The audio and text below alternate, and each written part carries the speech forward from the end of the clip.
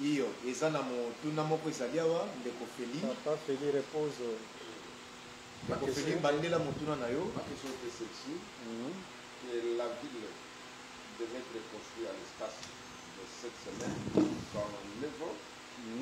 Alors, comment lier le temps là par rapport au temps de la construction du temple de Jérusalem que Christ avait dit quand les Juifs lui ont posé la question de savoir, lui il a demandé le miracle, alors maintenant lui a dit de détruire ce temple et alors je le rebâtirai dans 3 jours. Alors les Juifs ont répondu ceci. Il avait fallu 46 ans pour la construction de ce temple. Alors maintenant, comment lui a dit que non, il avait que ce temple soit détruit pour la reconstruire dans 3 jours. Donc je voudrais savoir comment lier ce temps-là par rapport à la loi. Par rapport à la ligne prophétique. À la ligne prophétique, bien sûr. Parce que si nous sommes en train de parler de la ligne prophétique. Awa toza kosolona tina molongo ya misakoli. Si je comprends bien, soki na sosoli malamu, la construction du temple. Botungami ya tempelo. La construction du temple a eu lieu avant même la reconstruction de la ville. Botungami ya tempelo e bandaki liboso yambo engumba etongama. D'ailleurs, cette écriture-là, c'est-à-dire Jean chapitre 2, le verset 18 à 20, kolansama litangi likomi otopesi Yohani mokapo na mibale nzela na zomi na liboa kilo na tuku na mibale confirme réellement eza kondimisa ya solo que après les 7 semaines, na sima ya baposo sambo koleka les 49 ans, mobito ba mobu tukumine na liboa, le temple était déjà construit bien avant. Tempelo etongamaki na ino. Vous voyez? Omoni? Parce que la durée du temple par rapport à la construction, selon cette écriture, devait faire 46 années, n'est-ce pas? Pokolandisama na koumela ya botongami ya tempelo kolansama mokanda Yohani esengelaki esala bamvula tukumi na yi na motoba. Mais cela n'est pas lié à la ligne prophétique de 70 semaines. Hein? Kasi wana tokoki kosangisa yango te na kati ya molongo lisakoli ya tuku sambo ya poso ya Daniel. Parce que les 70 semaines, ça commence lorsqu'on avait donné l'ordre pour la reconstruction de la ville. Pas pour la reconstruction du temple. Babanda kotonga engumba e iote pona kotonga tempelo te bongote. Et la reconstruction du temple, c'était d'ailleurs bien avant. Pe kotonga ma tempelo torobike e bandaki na ino liboso. Et la reconstruction de la ville, c'est après. C'est pourquoi nous avons dit ceci. Le temple, c'est comme les bons fruits. Lorsque le temple est construit, comme bon fruit, il faut clôturer. C'est pourquoi on devait clôturer la ville pour sécuriser aussi ces bons fruits. Alors ces 46 années-là, les 46 ans,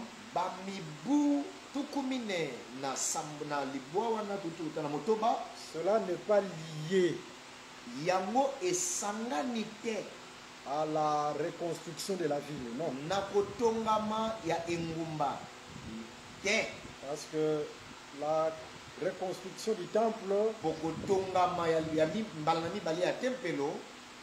ne concerne pas, par rapport à la ligne prophétique les 70 semaines,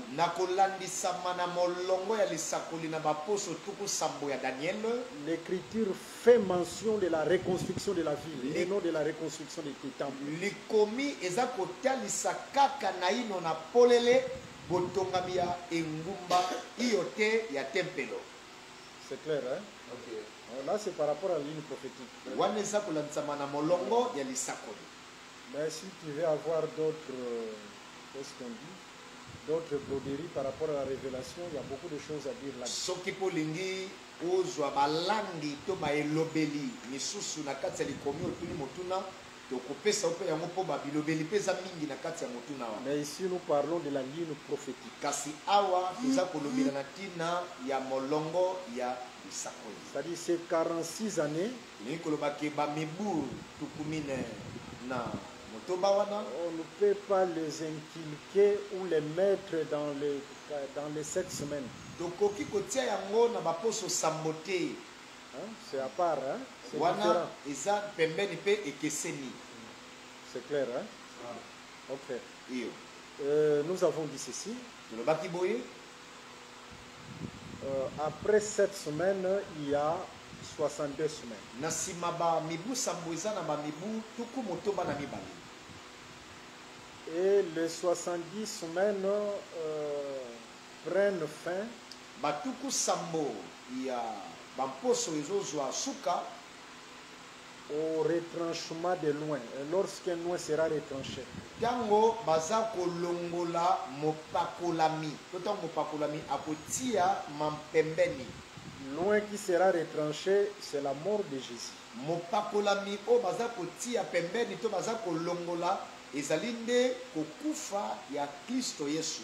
Mais nous disons ceci, à l'espace de 49 ans, Parce que tolobaki boye na bamibu ya bamvula tuku mine na libwa à l'espace de 7 semaines, na batango ya baposo sambo koleka il y a la reconstruction de la ville. ezali na bakotongama ya engumba. Et le temple était déjà construit. Pe tempelo yango si etongamaki. Et à la fin de cette semaine, Na suka ya bamposo sambo directement nous entrons dans les 62 semaines. mbala moko tokoti na bamposo tuku libwa na motoba na mibale. Il y a un prophète qui vient, Eza na mosakoli moko azoya. c'est Malachie. Eza Malaki. Ce prophète intervient dans l'espace de 62 semaines. Mosakoli wana aza kosala mosala na mwa ntango ya bamibu oyo topesi ya tuku motoba na mibale. Et ce prophète vient avec une prophétie. Ye mosakoli wana Malaki aza koya na lisakoli. Malachie chapitre 3, verset 1 même à 5. Malaki mokapo na misato kitelata na moko kino na mitano. Soudain entrera dans le temple le Seigneur que vous cherchez. Na mbala moko nkola kokota na kati ya tempelo wapi oyo wandaki koluka. Le prophète parle avec un signe prophétique. Mosakoli aza koloba mena elembo ya lisakoli. Il est en train de montrer le temple qui était déjà construit. Aza kolakisa deja tempelo oyo etongamaki. Soudain, Na mbala moko na entrera mwasa. dans le temple. Il lui montre vraiment le temple physique. Aza kolakisa iyo tempelo ya bomoto oyo eza komona na miso. Le Seigneur que vous cherchez. Yesu to nzambe oyo boza koluka. Mais en réalité, le prophète ne parlait pas de ce temple-là physique. Kasi ya bosolo eza ke mosakoli Malaki abandaki koloba na ete na tempelo ya bomoto ebandaki komonana. Et la prophétie de Malachie a troublé les Israélites. Pe lisakoli ya Malaki epesi bulu yeke epa na bayuda. C'est par là que les Israélites attendaient un prophète, un messie, souverain sacrificateur. Nde bongo na nzela wana bayuda bandaki kozela mokonzi ya banganga nzambe oyo akoya akokota na tempelo wana. Parce que celui qui travaillait dans le temple, Kasi moto abandaki kosala kati ya tempelo c'est le sacrificateur. ezalaki nganga ya nzambe. Mais le messie ne peut pas être un simple sacrificateur, c'est un souverain sacrificateur. Kasi Mesia akoki kozala lokola nganga nzambe ya pamba te me nganga nzambe ya mokolo. Vous comprenez? Ososoli soudain entrera dans les temples, parce que les temples étaient déjà construits. Nambala moko na poisa akoti na tempelo po tempelo ezalaki déjà kotongama. Alors que le prophète, lorsque il parlait de ce temple-là, Wana tango mosakoli abandaki kolobela na tina ya tempelo wana. en réalité, ce temple, c'était le corps de Jésus. Na bosolo tempelo wana ezalaki nzoto ya Kristo. Détruisez ce temple, en 3 jours, je le relèverai. Bobuka tempelo oyo na mikolo misato ngana kotonga yango. Soudain entrera dans le temple. Na mpuasa akokota na kati ya tempelo. C'est Matthieu chapitre 3, le verset 16 à 17. Ezape Matayo mokapona misato kitalatala na zomi na motoba ki na zomi na sambo. Dieu qui devait entrer dans le temple, c'est l'esprit qui était descendu sur Jésus. Nzambe o esengelaki akota na tempelo eza molimo ya Nzambe ya tata o ehutaki makolo pe ekotaki na kati ya Yesu. Il faut faire très attention avec le langage de la Bible. Esengeli osala angele na elobeli ya Biblia. Sur dans la Bible, c'est aussi don. Soki na kati ya Biblia balobi na kati. Sur, c'est aussi don. Na tine zape na kati. Sur, c'est aussi un. Na tine zape na tina. L'esprit était descendu sur, Molimo ekitaki na kati. mais la voix interprète ce mouvement. Kasi mongongo eza kolimbola koningana oyo. Voici mon fils bien-aimé en qui j'ai mis. Tala mwana na ngai alikinda na kati to na oyo na ye. L'esprit était descendu sur, Molimo ekitaki na. mais l'écriture dit, la voix dit en qui. Mongongo eza koloba na nani to na kati ya nani. Selon les écritures, sur c'est aussi un.